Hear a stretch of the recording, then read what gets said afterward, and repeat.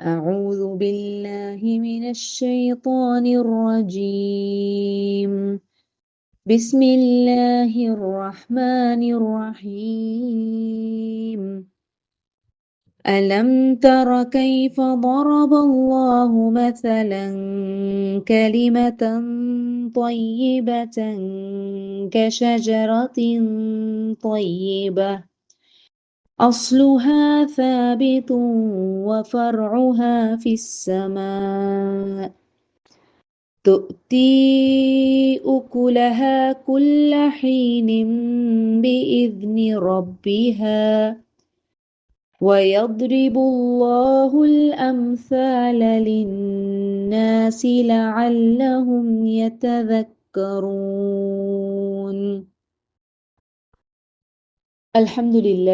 الحمد لله رب العالمين الصلاة والسلام على رسوله الأمين وعلى آله وصحبه أجمعين أما بعد رب اشرح لي صدري ويسر لي أمري واحلل عقدة من لساني يفقهوا قولي.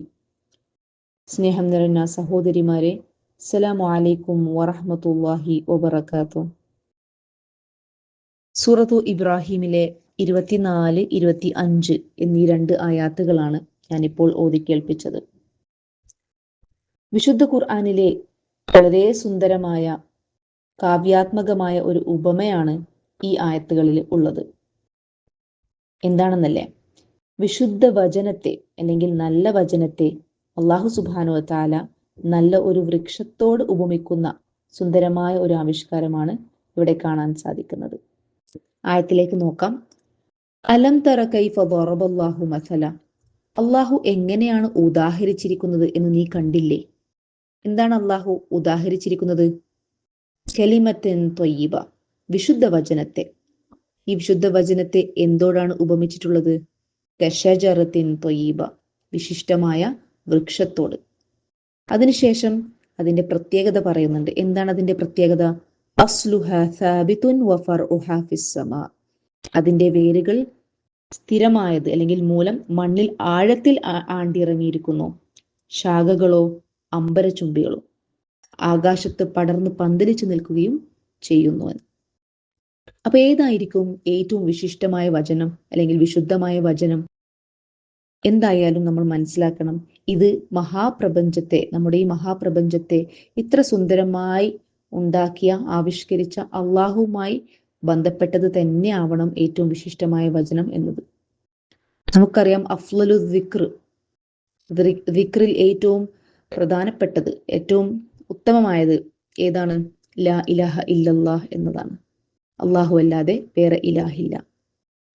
Ibn Abbas റളിയല്ലാഹു അൻഹു ആണ് കലിമത്തുൻ ത്വയ്യിബ എന്നത് ലാ ഇലാഹ ഇല്ലല്ലാഹ് എന്ന് വ്യാഖ്യാനിക്കുന്നത്. എന്നിട്ട് ഷജറത്തുൻ ത്വയ്യിബയെ വിശേഷിപ്പിക്കുന്നത് അദ്ദേഹം അൽ മുഅ്മിൻ എന്നാണ്, അതായത് സത്യവിശ്വാസി എന്ന്. ആ കലിമത്തുൻ ത്വയ്യിബ പ്രവേശിച്ച മനസ്സാണ് വിശ്വാസിയുടെ മനസ്സ് എന്നുള്ളത്. അപ്പോൾ ഖുർആൻ എടുത്തു പറയുന്നു, അസ്ലുഹ സാബിതുൻ വഫർഉഹ ഫിസ്സമാ, നല്ല താഴ്വേരുള്ള സുസ്ഥിരമായ വചനമാണത്. എന്നാൽ വാനം മുട്ടെ അതിന്റെ ശാഖകൾ പടർന്നു പന്തലിച്ചു നിൽക്കുകയും ചെയ്യും. ഒപ്പം ഏത് വൃക്ഷമാണ് എന്നതിൽ മുഫസ്സിരീങ്ങൾക്കിടയിൽ അഭിപ്രായ വ്യത്യാസമുണ്ട്. അറേബ്യൻ സാഹചര്യം അനുസരിച്ച് ഈത്തപ്പനയാണ് എന്ന് പറയുന്ന വിഭാഗമുണ്ട്. ഒരു ഹദീസിൽ നബി സല്ലല്ലാഹു അലൈഹി വസല്ലമ മുസ്ലിമിനെ ഈത്തപ്പനയോട് ഉപമിക്കുന്നുണ്ട്.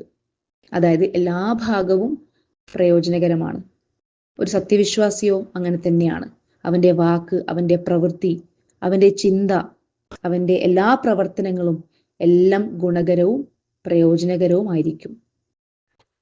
ഇവിടെ അള്ളാഹു അതിന്റെ അസ്ല്, അതിന്റെ താഴ്വേര് മണ്ണിൽ ആണ്ടിറങ്ങിയിരിക്കുന്നു, ശാഖകൾ പടർന്ന് പന്തലിച്ചിരിക്കുന്നു എന്ന് പറയുമ്പോൾ ആത്മീയതയുടെ ഒരു ഇസ്ലാമികമായ ഒരു ആവിഷ്കാരവും ഉണ്ട് അതിൽ.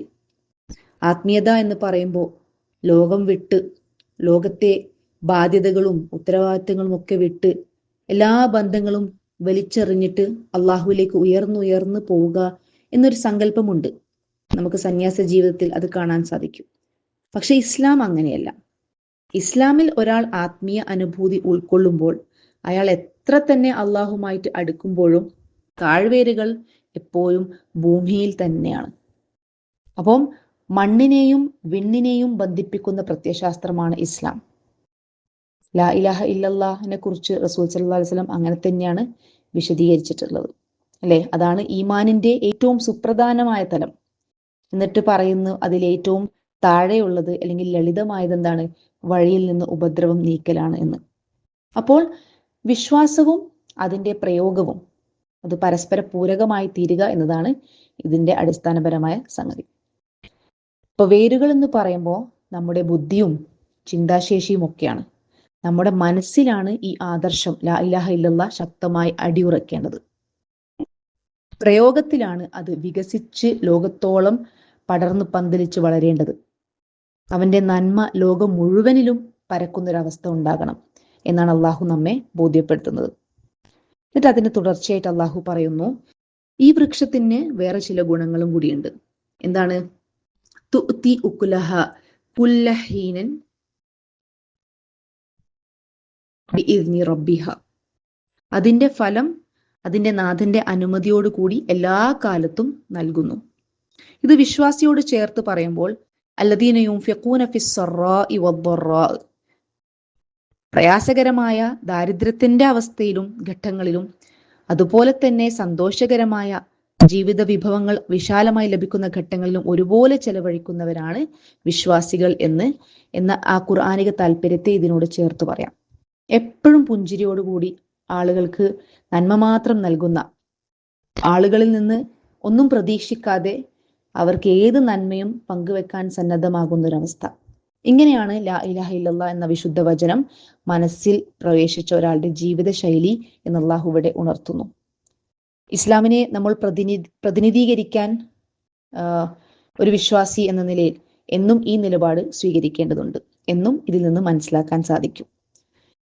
ഈ ആയത്ത് ഹിജറയുടെ സാഹചര്യം അടുത്തുകൊണ്ടിരിക്കുന്ന സന്ദർഭത്തിൽ, അല്ലെങ്കിൽ മക്കയിൽ നിന്ന് ഇസ്ലാം മദീനയിലേക്ക് യാത്രയാവുന്ന സന്ദർഭത്തിലാണ് അള്ളാഹു ഈ ഉപമ നമ്മെ പഠിപ്പിക്കുന്നത്. പരീക്ഷണം നിറഞ്ഞ സാഹചര്യത്തില് അവിടെ മക്കക്കാരെ അള്ളാഹു ബോധ്യപ്പെടുത്തുന്നത് എന്താണ്? കണ്ട, ഈ വിശ്വാസികളിൽ ഓരോരുത്തരെയും നിങ്ങൾ പരിശോധിച്ചു നോക്കൂ. അവരുടെ പുഞ്ചിരി, അവരുടെ പെരുമാറ്റ രീതികൾ, അവരുടെ ഇടപെടലുകൾ, അവരുടെ കുടുംബ ബന്ധങ്ങൾ എല്ലാം എത്ര സുന്ദരമായിരിക്കുന്നു. അതിൻ്റെയൊക്കെ അടിസ്ഥാന കാരണം അവർ നെഞ്ചേറ്റിയ ഈ വിശുദ്ധമായ വചനമാണ് എന്ന് അവരെ ബോധ്യപ്പെടുത്തുകയാണ് അള്ളാഹു. ഈ ആയത്ത് അവസാനിച്ചുകൊണ്ട് അള്ളാഹു പറയുന്നു, വയദ്രിബുല്ലാഹുൽ അംസാല ലിന്നാസി ലഅല്ലഹും യതദക്കറൂൻ.